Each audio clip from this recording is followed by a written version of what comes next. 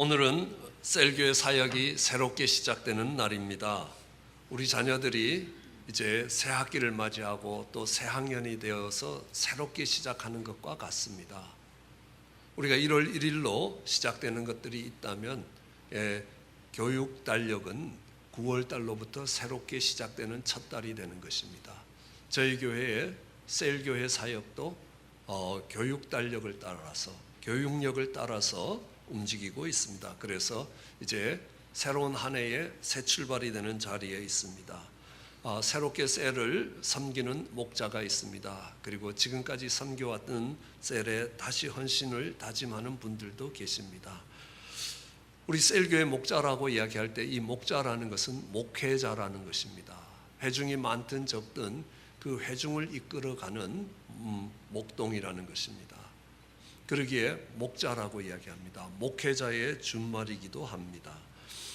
저는 셀교회를 섬기는 목자들이 오늘 본문에 읽었던 빌레몬과 같은 사람들이 되기를 소원하고 기도하고 있습니다. 그 빌레몬은 어떤 사람이냐 하면 바울의 사랑받는 자라는 겁니다. 바울과 디모데오의 사랑을 받는 자입니다. 우리는 누군가에게 사랑을 받는다는 건 얼마나 행복한지 모릅니다. 부모로부터 사랑을 받고 자란 것이 얼마나 큰 축복인지 모릅니다. 부모님으로부터 사랑을 받지 못했기 때문에 그것이 평생의 아픔이 되고 상처가 되고 눈물이 되는 분들을 많이 봅니다. 바울은 이 빌레몬을 일컬어서 우리의 사랑받는 자라, 우리의 사랑의 대상이 되는 사람이라고 이야기합니다. 그리고 이야기합니다. 동역자라는 겁니다. 우리는 자주 쓰는 단어입니다. 세상 사람들은 동역자라고 안 하고 동업자라고 이야기합니다. 업을 같이 한다는 겁니다. 우리는 사역을 같이 하기 때문에 동역자라고 이야기합니다. 함께 같은 마음을 가지고 하나님의 나라가 확장되기를 위하여 애쓰고 힘쓰는 같은 일꾼이라는 것입니다. 거기에 이야기합니다. 정말 이 빌레몬은 아내가 아비하고 그의 아들은 아키포라고 이야기합니다. 여기에 우리와 함께 군사된 아키포, 그 아키포의 아버지가 빌레몬입니다. 이 아키포는 초대교회에서 아주 중요한 직분을 받았던 걸로 기억합니다. 골로새서 4장 17절에 보면 바울이 골로새에 보내는 편지의 그 마지막으로 쓸 때에 아키포에게 이 말을 꼭 전해라. 주 안에서 받은 직분을 삼가 이루라. 그러므로 이 아키포라는 사람은 그 초대교회에 있어서 중요한 직분을 맡아서 수행했고 그 직분을 꼭 이루어 가라고 바울이 골로새 교회에 편지할 때 부탁을 하는 것입니다. 그것도 친필로 쓰면서 부탁을 합니다. 그 아키포를 일컬어서 우리와 함께 군사되었다는 겁니다. 함께 싸우고 있다. 치열한 전쟁이 있는 가운데 정말 그 전쟁에서 승리하기 위해서 함께 싸우는 군사된 자라는 겁니다. 그냥 신앙생활하고 있는 성도가 아니라 함께 하나님 나라의 전진을 위하여 군사된 아키포의 아버지이기도 합니다. 그리고 이렇게 이야기합니다. 내 집에 있는 교회에 편지한다. 빌레몬의 집에는 교회가 있었습니다. 그럼 교회의 행사가 우리 집에서 있는 것과 우리 집에 교회가 있다는 말은 다른 말입니다. 교회 모임의 장소로 우리 집을 빌려주는 것은 그 집에 교회가 있다고 하지 않습니다. 그 집에 교회가 있기 위해서는 교회로서의 본질적 기능이 그 집에 있어야 되는 겁니다. 그 가정에 하나님을 향한 예배가 끊이지 않습니다. 그리고 그 가정에 정말 성도의 교제가 있습니다. 말씀을 중심으로 하는 교제가 있습니다. 그리고 세상을 향하여 복음을 전하는 그 공동체로서의 모습이 있을 때 교회라고 이야기합니다. 빌레몬의 집에 그 교회가 있었습니다. 하나님은 우리의 가정에도 그런 교회가 서기를 원하시는 겁니다. 예루살렘 교회는 마가의 집에 있었습니다. 마가의 다락방이 예루살렘 교회였습니다. 빌립보 교회는 자주장사 루디아 집에서 시작되었습니다. 고린도 교회는 브리스굴라와 아굴라의 집에서 시작되었습니다. 라오디게아의 교회는 눈바에라는 여인의 집에서 시작되었습니다. 그래서 바울은 그렇게 합니다. 눈바와 그 여인의 집에 있는 교회에 문안하라라고 인사합니다.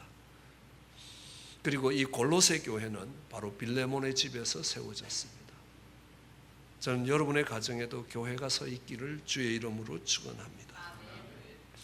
그리고 이 빌레몬은 바울이 기도할 때에 그 빌레몬을 기억한다는 것입니다.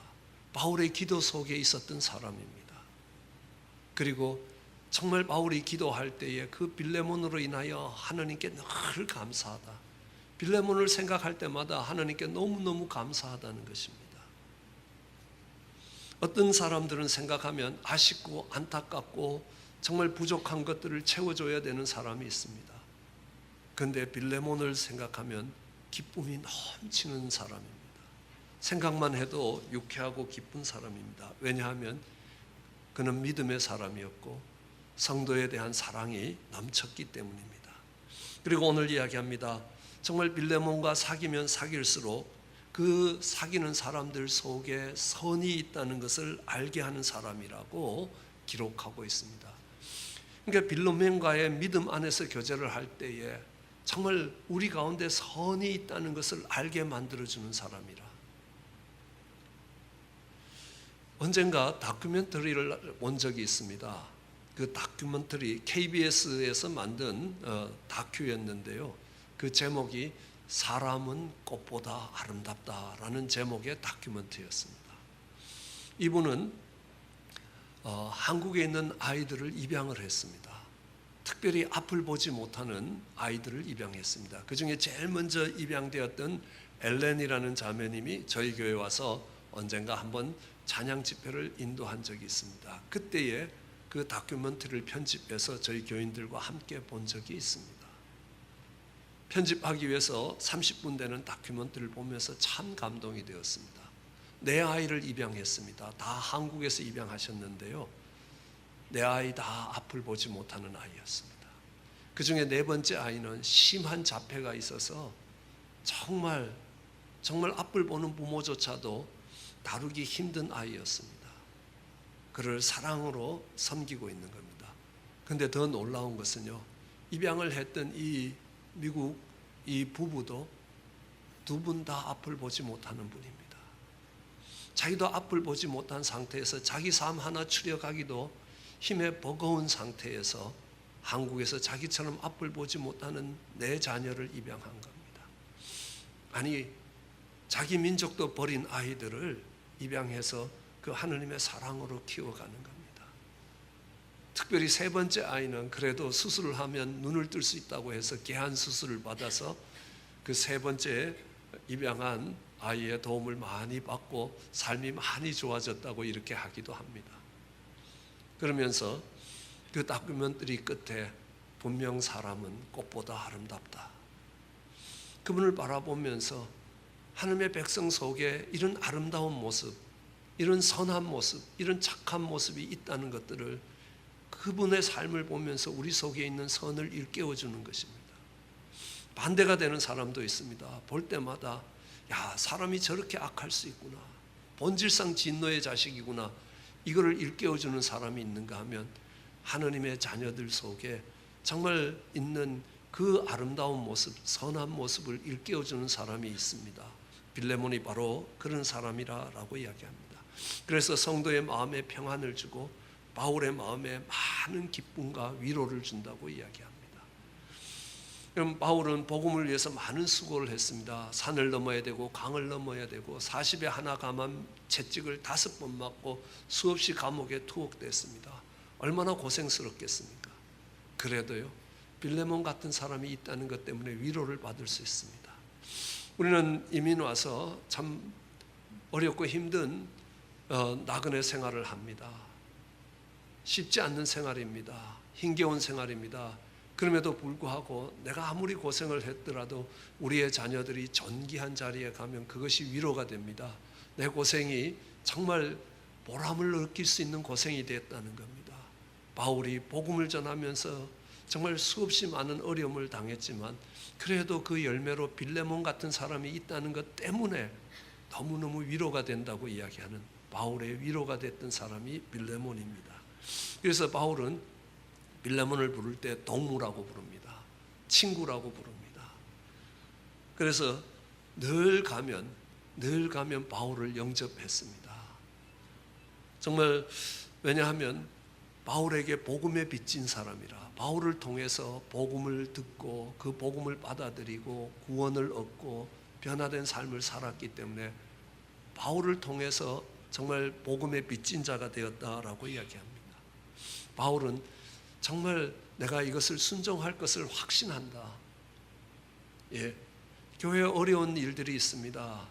정말 이 어려운 일들을 지나가기 위해서 무엇인가를 부탁했을 때 거절하지 않을 분들이 계신다는 겁니다. 빌레몬은 그런 사람이었습니다. 어렵고 힘든 일을 바울이 부탁해도 그곳에 순종했던 사람입니다. 언제나 바울이 확신을 가지고 그렇게 부탁할 수 있었던 사람이었던 것들을 알 수 있습니다. 순종하는 정도가 아니라 바울이 기대했던 것보다 훨씬 많은 것들을 했던 이 빌레몬이었습니다. 그리고 정말 내가 골로새 지방을 지나가는데 너의 집에서 거하자 하고 처소를 예비해 달라고 부탁할 수 있는 사람입니다. 제가 한국을 가든 아니면 뉴욕을 가든 때로는 옛 신앙생활을 했던 정말 텍사스를 가면 우리 형제들이 이야기합니다. 호텔에 있지 말고 우리 집에 있으라고. 함께 있는 그 시간들이 너무너무 귀하고 복된 것입니다. 내가 바빠서 안 되겠다고 하면 그 대전에서 잡으러 오기도 합니다. 얼마나 행복한지 모릅니다. 아무 때나 정말 이번에 한국에 머무는 동안 집사님 댁에 머물기를 원합니다. 그러면요, 저게 왜 또 우리 집에 와갖고 나를 이렇게 힘들게 만드느냐. 이게 아니라 정말 내 집에 오는 것을 영접할 수 있습니다. 기쁨으로 받아들일 수 있습니다. 함께 신앙으로 걸어왔던 길들에 하나님이 주셨던 은혜를 나누면서 하룻밤 이틀밤을 함께 지내는 그 시간이 얼마나 복되고 감사한지. 정말 나도 한국에 가면서 처소를 부탁할 수 있는 사람이라면 얼마나 가까운 사람이고 정말 부담을 주는 것이 아니라 그가 오미 내 기쁨이고 영접할 수 있고, 바울도 내가 골로새 지방에 가는데 이번에는 내 집에서 유하기를 원한다. 그럼 그걸 기쁨으로 받고 바울을 위해 기도할 수 있었던 사람이 빌레몬입니다. 이 빌레몬의 이름은 필레오라는 단어를 여러분들이 기억하는 것처럼 거기서 기원되어 있습니다. 사랑을 간직하는 자라는 겁니다. 사랑을 받았습니다. 그 사랑이 그의 마음에 머물고 있는 것입니다. 사랑을 간직하고 있는 자라는 겁니다. 그런데 이름이 그렇다고 해서 늘 사랑의 사람이 되는 건 아닙니다. 우리는 룻기를 읽어가다 보면 엘리멜렉이라는 사람을 만나게 됩니다. 그는 정말 그 이름의 의미는 하느님은 나의 왕이시다 이런 말입니다. 그런데요, 그의 인생에 흉년이 찾아왔습니다. 불경기가 찾아왔습니다. 어려움이 찾아왔습니다. 그러니까 하느님 방법으로 해결하는 것이 아니라 모압으로 내려가는 것입니다. 말로는 하느님이 나의 왕이신데요, 실제로 삶에서 부딪히는 문제 속에서는 그 왕의 힘을 의뢰하지 않더라는 겁니다. 모압으로 내려가는 사람입니다. 입으로는 주라고 이야기합니다. 주는 나의 그리스도라고 이야기합니다. 그러나 그 고백이 입술의 고백일 뿐인 사람들도 있습니다. 그러나 그렇지 않는 사람도 있습니다. 다니엘이 그렇습니다. 정말 하느님은 나의 심판자라. 내 삶의 작은 행동 하나하나, 결정 하나하나 하나님의 눈길 앞에 있다는 것입니다. 나는 하나님의 눈길 앞에 살고 있고 하나님의 심판 앞에 서 있는 자라는 겁니다. 늘 하나님의 눈길 앞에 사는 다니엘은 정말 세상의 눈길, 왕의 눈길을 이길 수 있었던 것입니다. 그렇다고 우리가 우리의 자녀들의 이름을 다니엘이라고 지었다고 해서 그 이름대로 사는 것 아닙니다. 그래서 이름을 가진 것과 그 이름대로 사는 것은 다른 것입니다. 그런데 이 빌레몬은 그 이름대로 살았습니다. 사랑이 풍성한 사람이었습니다. 사랑을 간직하고 있는 사람입니다. 그런데 이 빌레몬에게 어려움이 찾아왔습니다. 힘든 도전이 찾아왔습니다.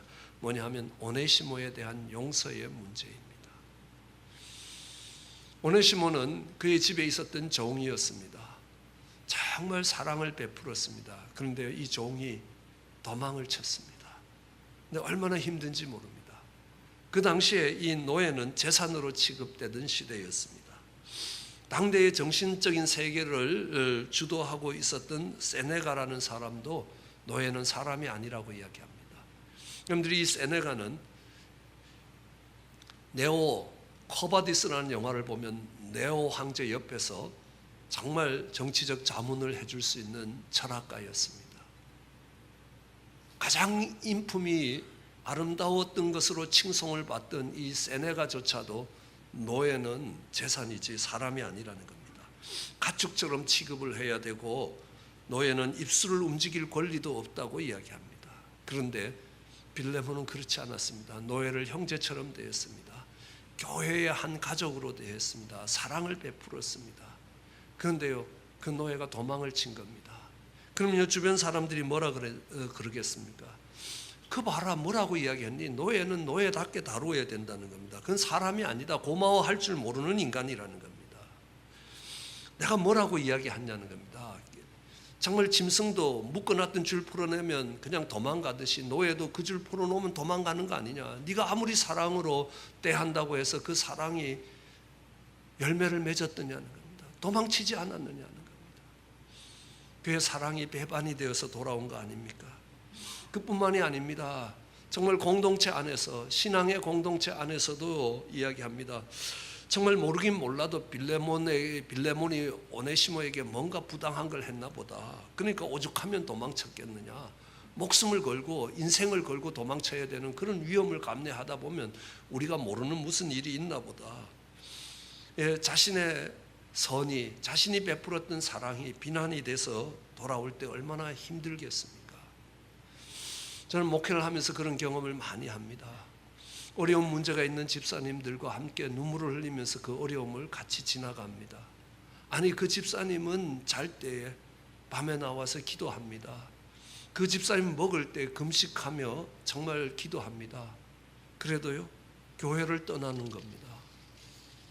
그렇게 사랑을 베푼 것에 대해서 실망과 좌절이 돌아오는 겁니다. 그리고 이야기합니다. 뭔가 목사님이 잘못했기에 크게 어려운 결정을 했을 거라는 비난도 함께 따라옵니다.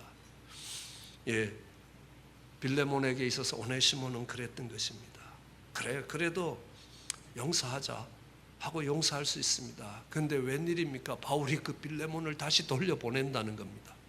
얼굴 대 얼굴을 맞대야 되는 겁니다. 대면해야 됩니다. 근데 바울이 돌려보내면서요, 이상한 말을 하는 겁니다. 오늘 우리가 읽은 본문 뒷부분 16절에 보면요, 내가 오네시모를 네게 돌려보내는데 네가 이 오네시모를 만나면 종과 같이 아니하고 종에서 뛰어나 곧 사랑받는 형제로 받으라는 겁니다.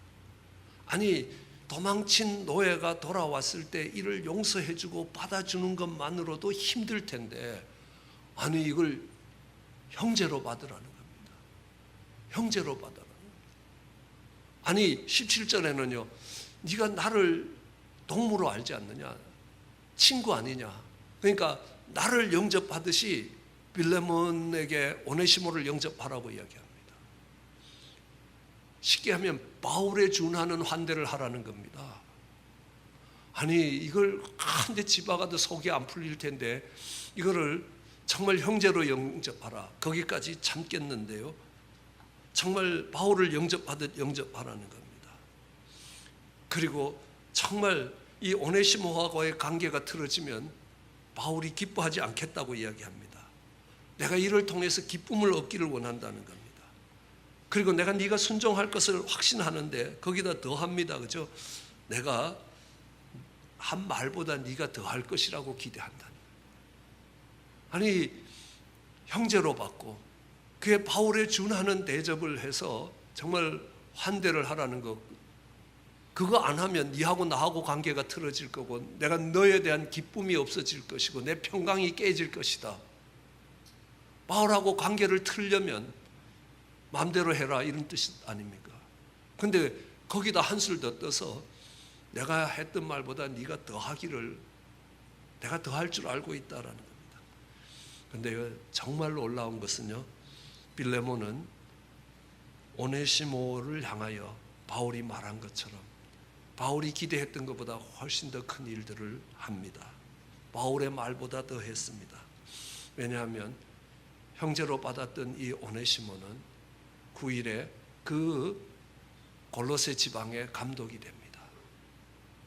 감독이라는 것은요, 그 지역 전체의 영적인 책임을 지고 있는 사람입니다. 오늘날도 이 감독 제도를 갖고 있는 것은 감리교입니다. 미국에 여러 명의 감독이 있습니다. 지역에 따라서요. 그런데 그 중에 한국 분이 한 분 감독이 되었을 때 이 감리교, 한국 감리교 전체에 엄청난 축제가 될 만큼 큰 일이었습니다. 빌레몬은 오네시모를 그 골로새 지방의 감독의 자리에까지 베풀어 올리는 것입니다. 이걸 보면서요, 가슴이 벅찬 겁니다. 그래, 이게 하느님이 기대하는 공동체라는 것입니다. 이게 세상이 만들 수 없는 하느님의 공동체입니다. 이것이 하느님의 공동체가 갖는 아름다움입니다. 그건 종이었습니다. 재산처럼 취급하는 종입니다. 절대로 목줄을 풀어놓으면 안 되는 짐승 같은 인간이라는 겁니다. 함부로 입을 벌릴 수도 없는 그런 입을 벌리게 하지를 말아야 될 그런 종이었습니다. 그런데요, 그 종을 그들의 최고의 지도자로 세워갔던 것입니다. 얼마나 아름다운 이야기인지 모릅니다. 우리 한국교회도 그런 아름다운 이야기들이 있습니다. 우리는 이 한국교회의 박성춘이라는 장로를 기억합니다. 이 박성춘 씨는 백정이었습니다. 그 당시에 백정은 우리나라에서 가장 천민이었습니다. 천한 대우를 받던 사람이었습니다. 백정은 다른 쌍놈들하고 결혼도 못하고 백정은 백정들끼리 결혼을 해야 됐습니다. 그런 백정에게 복음을 전했습니다. 그러자 그가 정말 교회에서 정말 변화가 되기 시작했습니다. 그를 교회의 일원으로 형제로 받아들이는데 교회가 많이 갈등했습니다. 그렇지만 결국 그 교회는 그를 형제로 받았고 그를 그 교회의 장로로 세웠습니다. 한국 초대교회의 장로가 된 것입니다. 그 당시에 한국에서 가장 천하게 대접받던 그가 교회에서 가장 존귀한 자가 되었던 것입니다. 그 교회가 오늘날까지 한국교회를 이끌어가는 승동교회입니다. 중들이 많은 동네라고 그래서 중승자의 승동교회였는데 거기에 이길 승자가 들어가서 정말 복음으로 세상을 이기는 교회가 된 것입니다. 우리나라의 아름다운 전통입니다. 그것이 한국 경제를 개발하는 데 얼마나 큰 힘이 된지 아십니까? 아직도 인도는 경제 개발의 가장 큰 발목이 카스트 제도입니다. 신분 제도라는 겁니다. 신분을 뛰어넘을 수가 없다는 겁니다. 그런데 한국은 교회가 그 시대의 가장 천한 노예 같은 그들을 형제로 받았고 형제로 받은 뿐만 아니라 그 교회의 지도자로 세웠다는 사실입니다. 이것이 빌레몬의 오네시모와의 관계였습니다. 그뿐만이 아닙니다. 그 정도 그냥 정도 아닙니다. 사고친 종입니다. 사랑을 배반으로 갚은 종입니다. 그럼에도 불구하고 그 하느님의 사랑으로 그를 품어 안았습니다. 그리고 용서했습니다. 사랑을 베풀었습니다. 그리고 믿어줬습니다. 넘어질 때마다 끝까지 기다려줬습니다. 다시 믿었습니다. 그리고 일으켜 세워주었습니다. 그래서 그가 존귀한 자리에 가게 되었습니다. 이 용서라는 건 쉬운 것이 아닙니다. 우리는 지난 저녁에 셀 목자 감사의 밤을 지나면서 영화 하나를 봤습니다. 오두막이라는 영화를 봤습니다. 언젠가 어느 목사님이 정말 너무너무 아름다운 책이고 너무너무 배울 것이 많다고 오두막이라는 책을 한 권 제게 선물을 했습니다. 근데 앞부분 1장을 읽는데 너무 상황을 이해하기가 복잡하고 이상하게 전개가 됐습니다. 그래서 한쪽 구석에 콕 밀어뒀던 책이었습니다. 근데 그 영화를 보면서요, 너무너무 감동이 되었습니다. 이 영화의 내용은 이런 겁니다. 정말 아버지가 세 자녀를 데리고 엄마 없이 캠핑을 떠났습니다.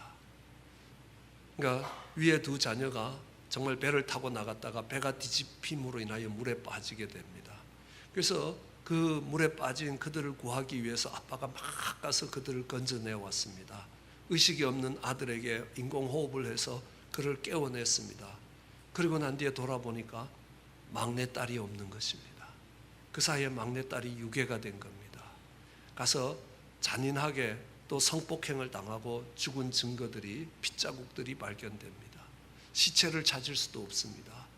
시체 없이 장례를 치르게 되는 것입니다. 그러면서 그 속에 정말 하나님에 대한 원망과, 내가 그래도 주일날 빠지지 않고 교회 다녔는데 하나님이 이러시면 안 되는 거 아니냐는 겁니다.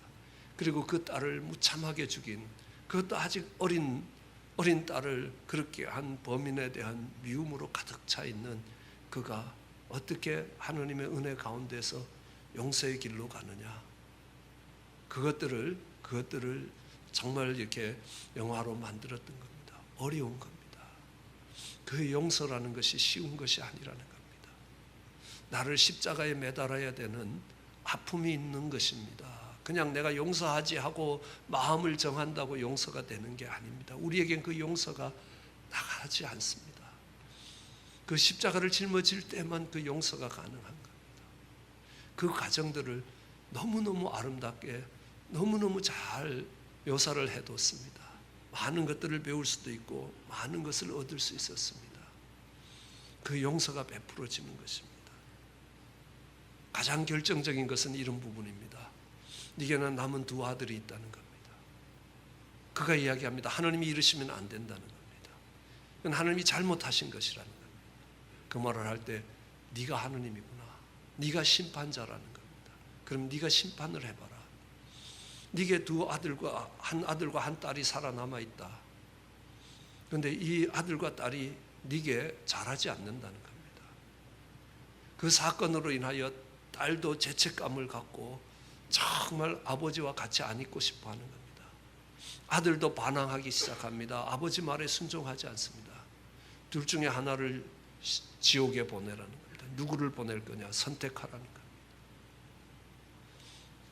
그가 선택을 못하는 겁니다. 그리고 이야기합니다. 차라리 내가 가겠다라고 이야기합니다. 우린 잘 알고 있습니다. 정말 우리의 자녀들이 우리에게 기쁨이 된 순간보다 아픔이 된 순간들이 많을 수도 있습니다. 부모의 사랑을 거절하고 부모의 품을 떠나는 것이 한두 번이 아니라는 겁니다. 그렇지만 여전히 그들을 품어 안아서 그들이 존귀한 자가 되기를 원하는 것이 부모의 마음이라는 것입니다. 우리는 그것을 배울 수 있는 기회가 우리 가정 속에 있습니다. 단지 빌레몬은 그것을 하나님의 공동체까지 확장할 수 있었습니다. 빌레몬이 그 사랑을 베풀고 용서를 베풀고 정말 자기를 배반하고 떠났던 그가 다시 자신보다 더 존귀한 자가 되도록 만들어가는 그 과정 속에서 우리는 예수님의 모습을 볼 수 있습니다. 하나님의 형상을 따라 지음을 받고 인생으로서 한없는 축복을 받았음에도 불구하고 여전히 하나님의 사랑을 떠나서 정말 배반으로 그 하나님의 사랑을 갚는 인생을 향하여 하나님이 포기하시지 않으셨다는 겁니다. 우리 주님이 포기하시지 않으셨다는 겁니다. 여전히 그 사랑을 가지고 십자가의 사랑을 가지고 우리를 다시 용서하시고 받으셨다는 겁니다. 우리를 용서하고 받으신 것 정도가 아니라 우리로 하나님의 자녀가 되는 존귀한 자가 되게 만들어 주셨다는 겁니다. 왕같은 제사장이 되게 하셨다는 겁니다. 내가 했던 것보다 더 큰 일을 할 수 있는 자라고 이야기해 주시는 것입니다. 이것이 우리가 받는 사랑입니다. 빌레몬의 모습이 바로 그 십자가를 지고 하나님을 떠난 죄인을 용서하시는 주님의 사랑의 모습입니다. 그 사랑이 우리 마음에 머물러 있다면 우리의 사랑이 배반으로 돌아올 때에 용서할 수 있습니다. 은혜를 베풀 수 있습니다. 그리고 그를 존귀한 자로 세워갈 수 있게 될 것입니다. 16절에 이야기합니다. 바울은 이야기합니다. 그는 나의 특별한 자가 될 것이라. 이 오네시모는 정말 내게 특별한 자라는 겁니다. 나한테 특별한 자면 그것은 너에게, 정말 육신의 상관이 된 너에게는 더욱더 그러할 것이라. 그럼 비록 사랑을 배반으로 갖고 도망친 노예였지만 그로 인하여, 그 오네시모로 인하여 빌레몬이 아주 특별한 사람이 된 거 아십니까? 성경이 그의 이름으로 기록되어 있습니다. 오고 가는 수많은 세대 속에서 그 빌레몬의 사랑의 모습을 보면서 이것은 예수님의 사랑이고, 이것은 예수님의 사랑을 입고 그 사랑을 마음에 간직한 자가 살아야 될 본이 되는 거 아닙니까? 언젠가 어느 목사님이 하시는 간증을 들었습니다. 이 목사님은 설교 시간에 사모님과 싸웠던 부부 싸움의 이야기를 아주 적나라하게 자세하게 이렇게 묘사를 하고 있었습니다. 설교를 하고 있는 중간에 웬 중년의 남자가 뻘떡 일어나더니만 설교단상으로 올라와서 목사 기싸대기를 한 대 갈기고 교회 문을 박차고 나갔습니다. 왜 그러냐 했더니만 어제 저녁에 자기가 아내랑 똑같이 싸웠는데 그 했던 말 하나 틀리지 않게 목사가 똑같이 하고 있다는 겁니다. 이건 어제 저녁에 우리 아내가 목사한테 일러줘갖고 목사가 정말 나들으라고 그 이야기를 한다는 겁니다. 그래서 열받아서 그랬습니다. 목사님 얼마나 억울하겠습니까? 그분이 싸웠는지도 모르는 상태에서 본인의 부부싸움 이야기를 했는데 그런 결과가 나왔습니다. 근데요, 특별한 사람이 된 겁니다.